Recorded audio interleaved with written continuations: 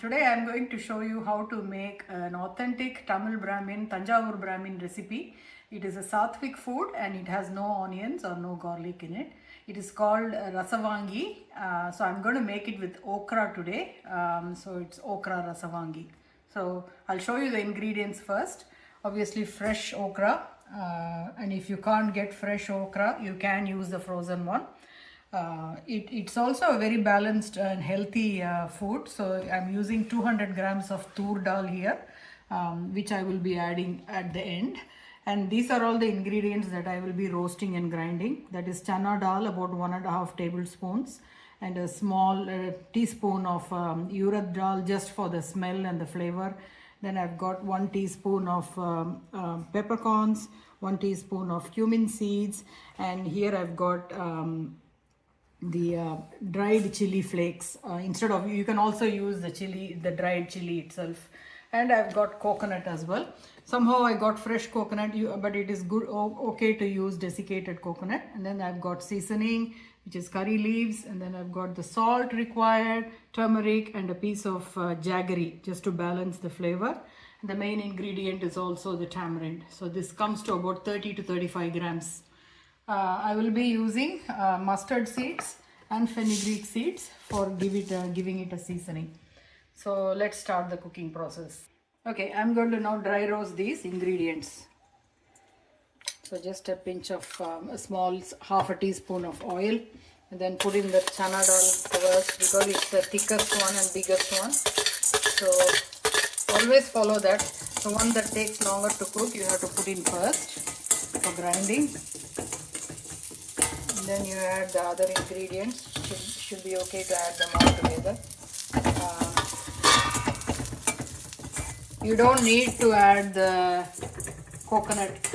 I mean, I live in a cool country, so it's okay. But if you're living in a hot country, you want to also dry roast the coconut so the Rasavangi will stay fresh for longer. So once it's done, just turn it off. Add the coconut and grind them to a fine paste with water. Okay, you can hear the peppercorns starting to burst. I think that's a good indication that it's done. And the parupu, the chana dal would start to brown a little bit. It no longer stays that fresh yellow color. Yeah, I think it's done. We turn it off, add the coconut.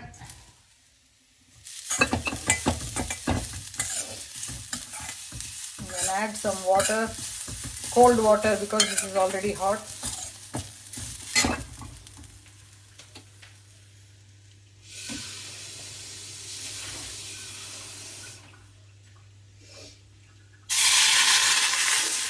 And leave it there for a little bit, and once it's gotten a bit colder, just finely grind it in a blender. Now I've got the tamarind. The one that I showed you, I've soaked it in water and extracted the juice. So here it is. I've put roughly about 1.5 to 2 tumblers of water and taken the extract. So just put that into the vessel that you're going to cook the Rasavangi in. Turn it on. So you can add the salt and the turmeric powder now. We'll add this last. So we'll let it boil a little bit. And once it's boiled, we can add the cut okra now. We'll just give it a few minutes to boil. Let's add some asafoetida powder. Because remember I said it's no onion, no garlic. This gives that flavor instead of the onion. This is like a substitute for the onion flavor. So we'll just wait for it to roll boil, because if you add it now it will start becoming sticky, so you have to really make sure that the tamarind water is boiling well before you add the okra. The okra has got that stickiness, so that's the way you can get rid of the stickiness, by putting them in the tamarind when it is boiling. Okay, now that the tamarind water has started boiling well, so I'm going to add the okra.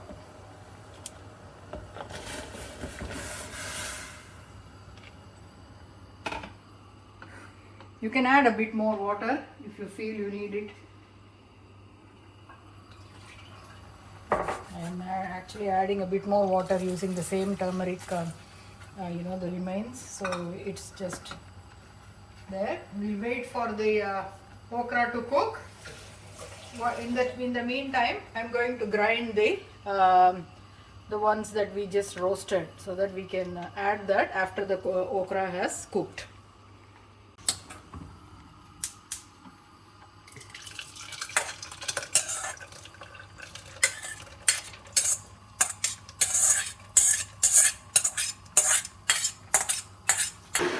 Okay, now I'm going to use the same fry pan to actually add some mustard seeds and fenugreek seeds. This is actually an optional step, but I like to do it because it gives that extra flavor to the rasavangi.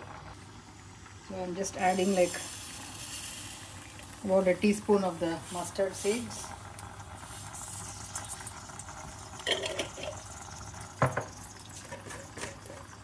And then about the same amount of fenugreek seeds. So now the fenugreek seeds.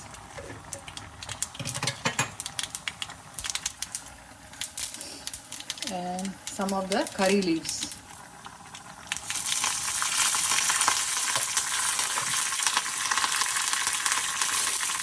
It's giving out a very nice aroma, the combination. You just turn it off.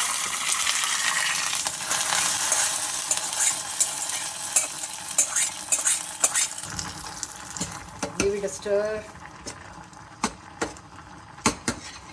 Maybe a bit more water. I'm still waiting for the okra to cook before I can add the ground mixture. Yeah, with okra don't add just the normal water. It has to be boiling. Anything has to be boiling, otherwise it sticks. So maybe in another 2 minutes this will be ready. The okra will be cooked. So we will get this ready now.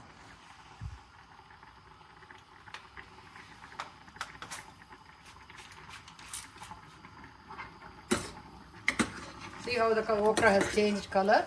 There's still some green bits left, but they have to change into a dull olive color. That is the indicator that it's cooked. Okay, I'm going to add this. It's almost there. So see how much water I'm going to put now. Add a bit more as well.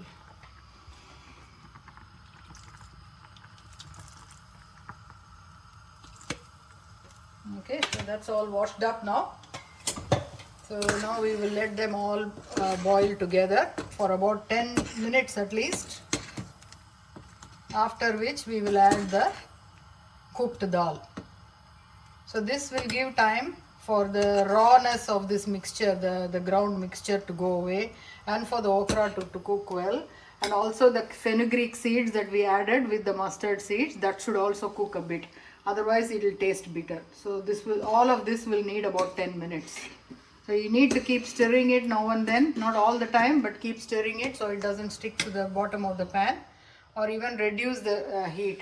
This is now nicely bubbling away and looks like they're all coming together. So while I was doing this, I also here cooked the dal that I showed you, the Toor dal 200 grams in a cooker, and let it for 6 whistles so that it will be nicely mushy.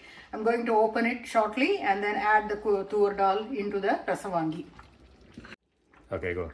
Okay, now the Toor dal has been cooked and I'm going to show it to you now. It's in the cooker. See how nicely it's been mushy and so I'm going to just mash it a bit, not too much, but just enough. Don't do it too much like a smooth paste, but don't leave it as it is as well.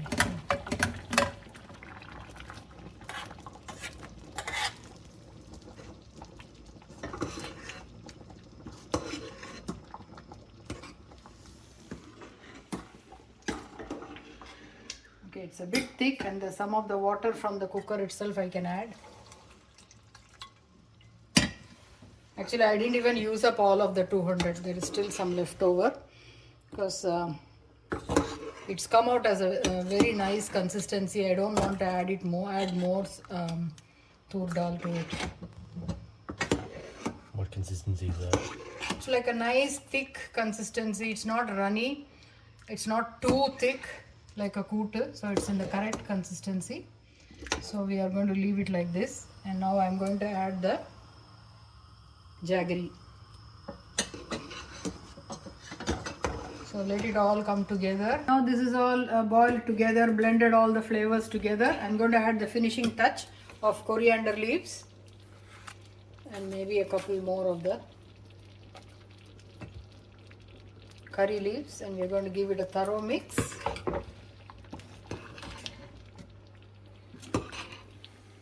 And now it's ready to serve.